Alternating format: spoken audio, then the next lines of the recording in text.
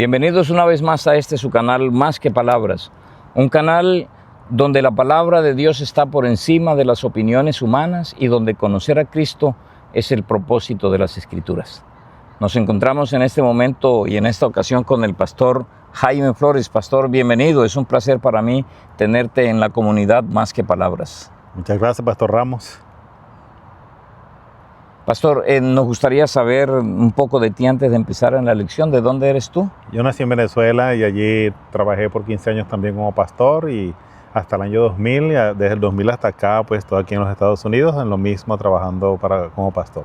25 años en Estados Unidos y en Venezuela. 15 años. 15 años. No hagan cuentas porque van a sentir pesar del pastor por los años que ya tienen. Pesan los años. Ya pesan los años, pastor, pero ahí vamos cerquita los unos de los otros. Pastor, vamos a estudiar la lección. Seguimos estudiando el libro de Éxodo, ¿no? Y en esta ocasión vamos a estudiar el tema del pacto en el Sinaí, capítulos 19 y 20. El pacto en el Sinaí, capítulos 19 y 20, ahí están los 10 mandamientos, que son como la base de ese pacto, pero ¿cuál es la base de los 10 mandamientos al mismo tiempo? Cuando hablamos del pacto, pastor, de un pacto, ¿en qué piensas tú inmediatamente? Bueno, yo pienso que el que hace un pacto lo hace con una persona que él sabe o por lo menos confía que va a cumplir con las condiciones. Nadie va a hacer un pacto con alguien que tiene un mal historial. Ajá, un récord negativo. Un récord negativo. Tú tienes que hacer un pacto con personas confiables y así te atreves a hacer un pacto. Porque si tú haces un pacto con personas no confiables, te va a tocar sufrir a ti. Entonces, el asunto es que Dios hizo un pacto con Israel y el Israel prometió 2 veces que iban a obedecer la ley. Y Israel no obedeció la ley, pero el asunto era que ellos sabían que no iban a obedecer, porque aún tiempo posterior, Deuteronomio 31, Dios le dice: yo sé que cuando ustedes lleguen a la tierra prometida y prosperen, les vayan a bien, se van a olvidar de mí, van a ir tras dioses ajenos y van a invalidar mi pacto, lo van a quebrantar. Entonces la pregunta es: ¿por qué Dios hace un pacto con gente que sabe que no le va a cumplir? Porque siendo aún pecadores, Cristo murió por nosotros. Estaba pensando, pastor, es el carácter de Dios es así por el amor que nos tiene. Tú sabes que Pedro le dice a Jesús: Señor, si tengo que morir por ti, yo muero por ti. Y Jesús le dice: antes que el gallo cante me vas a negar 3 veces. Pero yo he rogado por ti, Pedro. Y vayan a Galilea que allá nos encontramos. Y Jesús hace una cita con unos hombres que ya él sabe que lo van a negar, que lo van a traicionar. Sin embargo, hace una cita de amor, un momento de encuentro. Eso se llama amor. Eso es amor, pero sabe que tampoco es gratis de parte de Dios. Alguien paga el daño. Alguien paga, ¿verdad? Por eso que dice la Biblia, el apóstol Pablo especialmente dice en Gálatas capítulo 3, versículo 10, dice que todos los que están bajo la ley están bajo maldición, porque escrito está: maldito todo aquel que no cumpliere las palabras de esta ley para obedecerlas. Entonces Israel quebró la ley, estaba bajo maldición.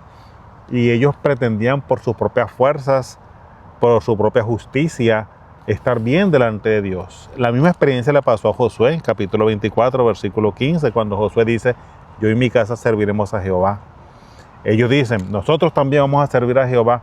Él les dice: ustedes no van a poder servir a Jehová porque Dios es santo, es un Dios muy santo y no va a sufrir vuestros pecados. No, que sí vamos a obedecer. Entonces, ¿cuál es la actitud? ¿Cuál debe ser la actitud del hombre con respecto a la ley de Dios? Someterse a Jesús. Primero Jesús. Por eso dice, ¿verdad?, que el que no cumple está bajo una maldición. Y dice la Biblia que por cuanto todos pecaron y están destituidos de la gloria de Dios, Romanos 3:23. Y entonces Gálatas 3:13 dice: Cristo nos libró de la maldición de la ley, haciéndose maldición por nosotros, porque escrito está: maldito todo aquel que es colgado en un madero. Ahí viene el asunto del fiador. Uh-huh. Si alguien no cumple el pacto, la salvación de ese es un fiador que pague por él. Y entonces Ese fiador fue Jesucristo.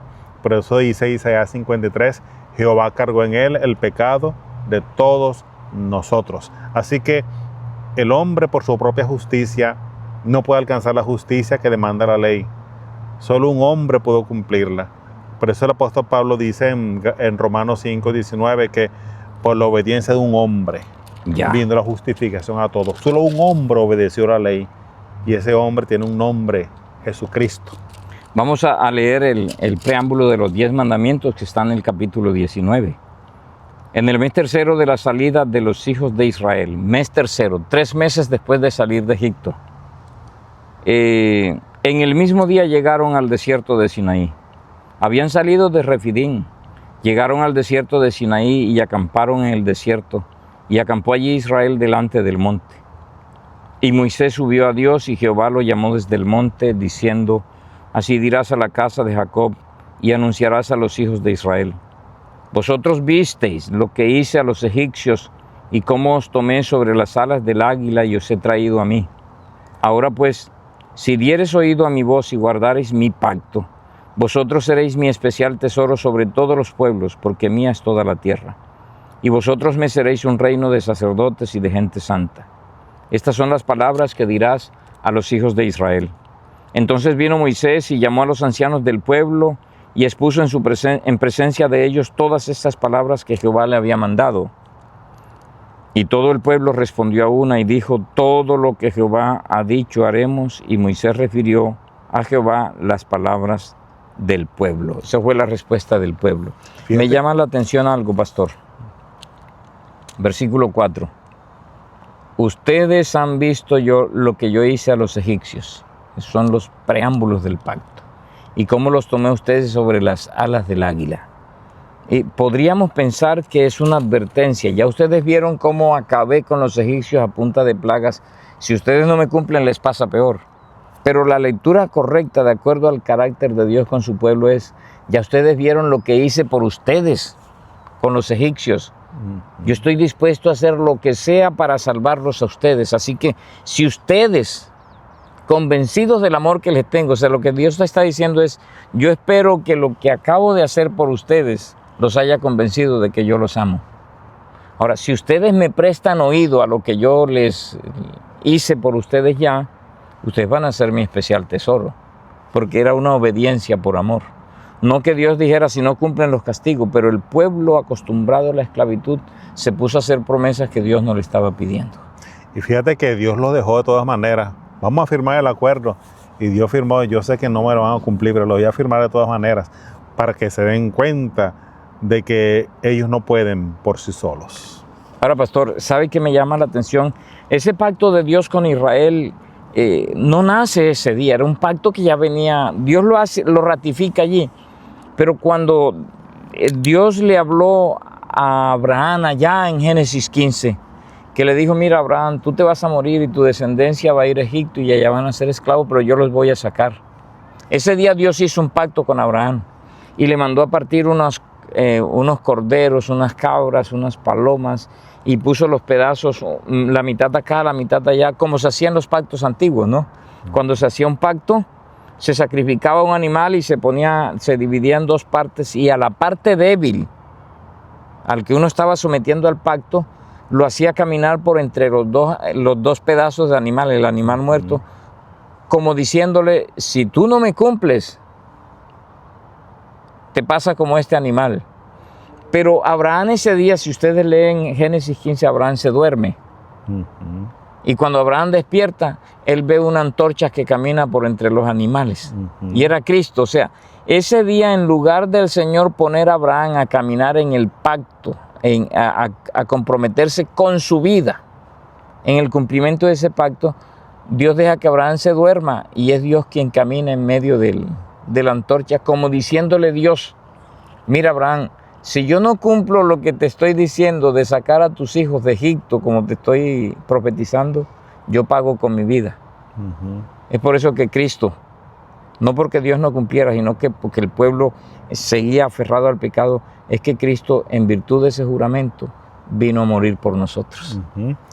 O sea que el consejo de paz que dice la Biblia entre dos se cumplió porque pasaron por en medio de los animales partidos Ya. esas dos fuentes, ¿verdad? Pero no murió el violador, Sino el fiel. el fiel, el Señor por nosotros. Esa es la garantía. Pastor, el versículo 10 de Éxodo 19, el Señor le dice a Moisés que lave al pueblo. Deben lavarse antes de presentarse a recibir la ley. ¿Por qué? Antes de estar, bueno, más que recibir la ley, antes que estar en mi presencia, porque la ley es un reflejo del carácter de Dios. O sea, aquí tenemos que ver dos cosas, ¿verdad? Primero, Dios se mostró con gloria, de tal manera que el monte temblaba y la bocina, el sonido de la bocina y el estremecimiento y el pueblo tembló, ¿verdad? En primer lugar, Dios estaba enseñando, mostrando su gloria para que el pueblo reconociera su pecaminosidad y que necesitaba un mediador. Porque allí aprovechó Dios para decirles una promesa, porque el pueblo dijo, no hable Dios con nosotros, Ya. porque vamos a morir. Y Dios dijo, está bien, lo han dicho bien, por esa razón yo levantaré un profeta. Y ese es el profeta que la imagen del Mesías, del mediador, como dice Pedro en Hechos 3:23, habla de que ese profeta es Cristo, el cual iba en forma humana a poder hablar con el hombre cara a cara. El mediador. El mediador, ¿verdad? Porque dice Juan 1:18 que a Dios nadie lo vio jamás, pero el unigénito Hijo que está en el seno del Padre, Él le dio a conocer y eso fue Cristo el cumplimiento de esa promesa. Entonces hay que destacar eso, ¿verdad? Que el hombre iba a necesitar un mediador, que Pablo lo dijo más tarde, ¿verdad? En 1 Timoteo 2:5, hay un solo Dios, ese que mostró su gloria y estremeció el monte. Pero también hay un solo mediador entre Dios y los hombres, Jesucristo, hombre, ¿verdad? ¿Y cómo puede un hombre presentarse a la presencia de Dios? Es la otra pregunta, ¿verdad? Ajá. ¿Qué significa el hecho de lavar los vestidos? Oh, ya. Es como santificarse, ¿no? Limpiarse. Ajá. ¿Cómo lava uno los vestidos? En aquel tiempo, ¿verdad? Los israelitas iban a lavar sus vestidos, si los iban a poner limpios para llegar al monte Sinaí a la presencia de Dios. ¿Cómo nosotros hoy aplicamos eso en nuestra vida espiritual? ¿Cómo lavamos nosotros los vestidos? Y yo quiero llamar la atención al libro de Apocalipsis 22:14, donde dice, bienaventurado el que lava sus vestidos para que tenga derecho al árbol de la vida y entrar por las puertas de la santa ciudad. Nadie puede estar en la presencia del Señor si primero no se lava. Los vestidos, sí. Pero ¿cómo lo lavo, verdad? Porque dice que es bienaventurado el que los lava para que pueda comer del árbol de la vida otra vez, como Adán al principio, y entrar por las puertas de la ciudad. Entonces Apocalipsis 7:9 en adelante nos dice, ¿verdad? Porque Juan vio la multitud de los redimidos, vestidos de blanco, delante del trono. Y que es interesante que lo que ellos proclaman con poder es la salvación pertenece al que está sentado en el trono y al Cordero.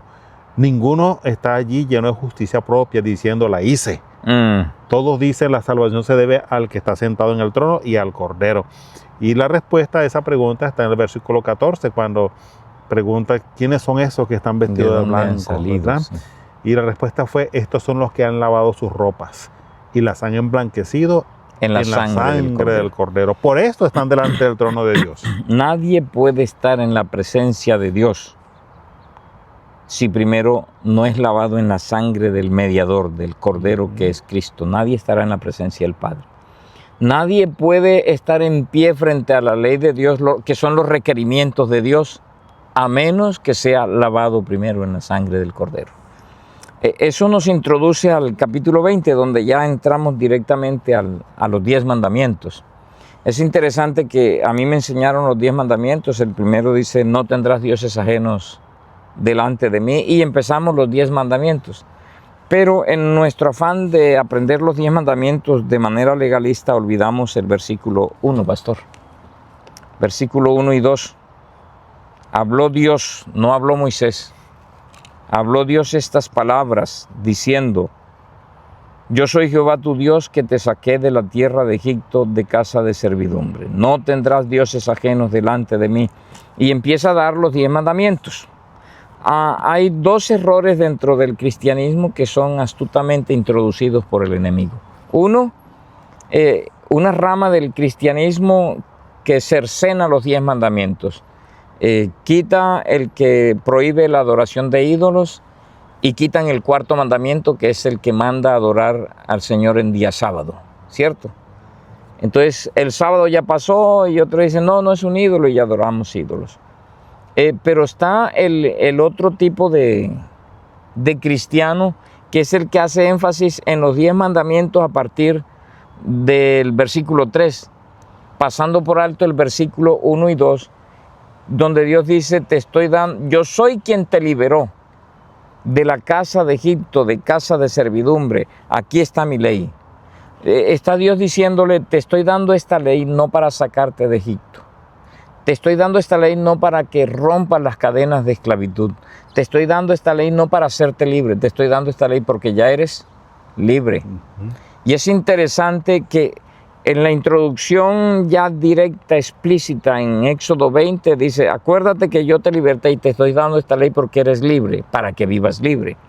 Y empezando en Éxodo 19, también le dice, acuérdense todo lo que yo hice por ustedes en Egipto, cómo me enfrenté a los egipcios. O sea, es un Dios que te está diciendo, mira, te voy a dar mi ley, pero quiero que entiendas algo. Acuérdate que yo por ti hago lo que sea. Acuérdate de lo que hice con los egipcios, me la jugué por ti. Y segundo, acuérdate que ya eres libre. No le dio la ley dentro de Egipto, se la dio 3 meses, dice Éxodo 19:1. 3 meses después de ser libre les dio la ley. ¿Por qué no les dio la ley dentro de Egipto? Es una buena pregunta que deberíamos respondernos. Dios debió darle la ley dentro de Egipto, pero es que un esclavo no puede obedecer la ley de un Dios santo. Un esclavo solo puede ser obediente a la ley de su amo, que era Faraón. Pero cuando ya Dios te libra, tú sí puedes obedecer la ley. Pastor, es interesante, la ley fue dada en Sinaí. Ya habían pasado por el mar, ¿no? ¿Qué sucedió en el Mar Rojo? Sí, es interesante, ¿verdad? Que la liberación de Israel fue a partir de la Pascua. La última plaga, ¿verdad? Va a sacrificar el cordero y poner la sangre del cordero. Y a partir de ahí fueron libres ellos. Justo con la sangre del cordero salieron a la libertad. Faraón dijo, salgan de aquí. Se rompen las cadenas con la sangre del cordero. El pueblo sale libre por la sangre del cordero. Y después de allí, que el pueblo sale libre por la sangre del cordero, se abre el Mar Rojo y pasan, y de acuerdo a Pablo en 1 Corintios 10, fueron bautizados en el mar y en la nube. Y en la nube. Y entonces eso indica una experiencia espiritual para que el hombre esté listo, ¿verdad? Para que reciba la ley de Dios, que lamentablemente el pueblo prometió obedecer, pero lo prometió en la carne, no en el espíritu. Por esa razón viene el fracaso en la vida del hombre. De ahí vienen las palabras de Pablo ya para nosotros en este tiempo, cuando dice, de la manera que habéis recibido al Señor, así andad. O sea, no debieron ponerse a centrar su salvación en la capacidad de obedecer, sino en la capacidad de depender de Cristo. Y de reconocimiento de su pecaminosidad. Cuando Isaías vio la gloria de Dios, capítulo 6, ¿verdad? Él dice, ay de mí que soy muerto, porque soy un hombre pecador. Entonces, es la actitud del hombre al contemplar la gloria de Dios, a reconocer su pecaminosidad. Cuando uno reconoce su pecaminosidad, es que está listo para que Dios intervenga en uno. Dios no va a intervenir en uno a menos que uno reconozca su necesidad.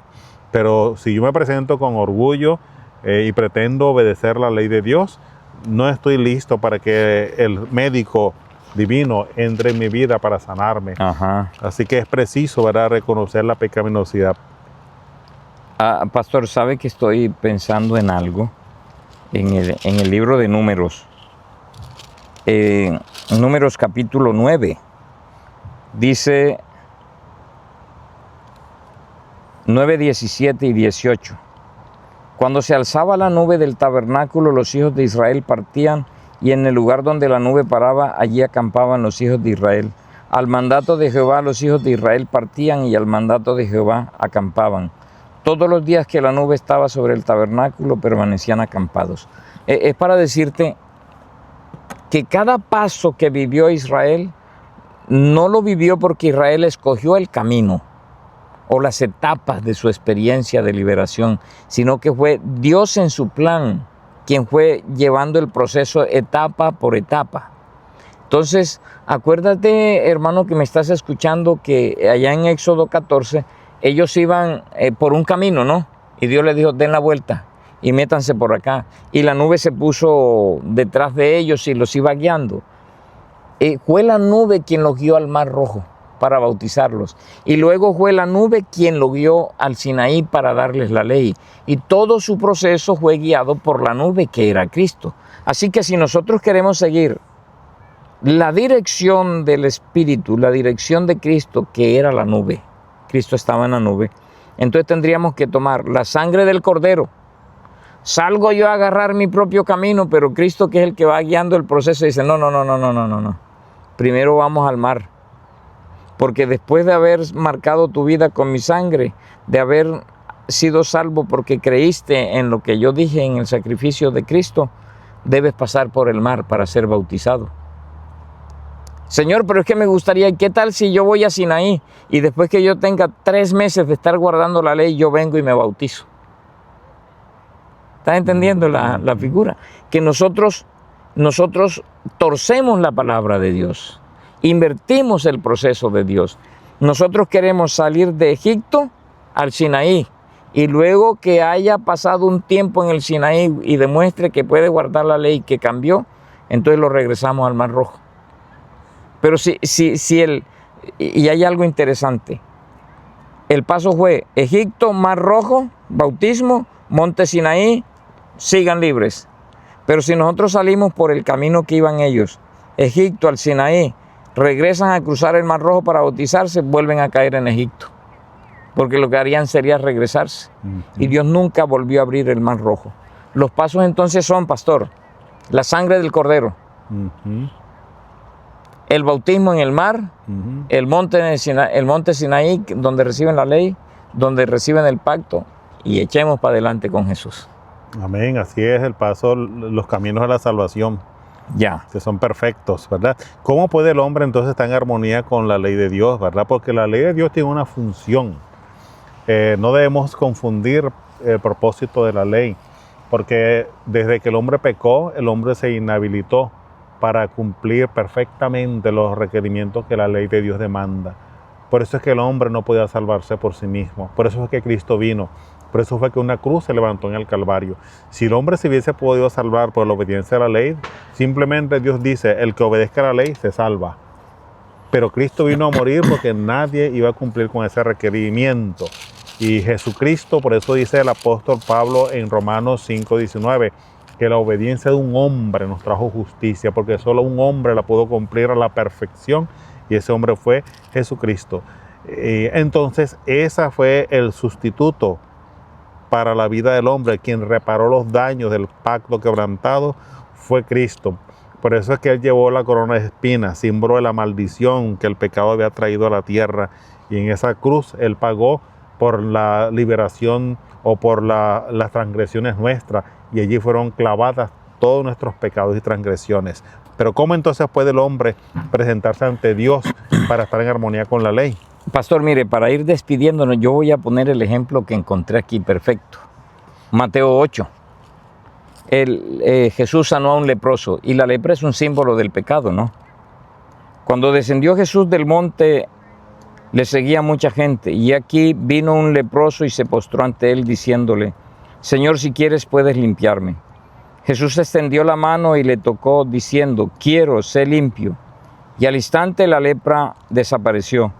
Entonces Jesús le dijo, mira, no le digas a nadie, sino ve, muéstrate al sacerdote y presenta la ofrenda que ordenó Moisés por testimonio a ellos.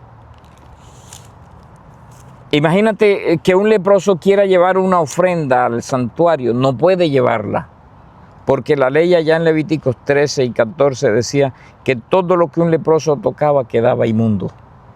Se sentaba, quedaba inmundo, bebía en un vaso, quedaba inmundo. Si tú tocabas al leproso, quedabas inmundo.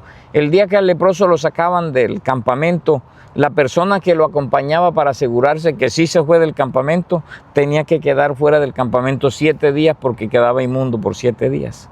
O sea, ningún leproso en la Biblia se registra que jamás presentó una ofrenda. Ni siquiera se atrevió a intentar presentarla porque no era secta.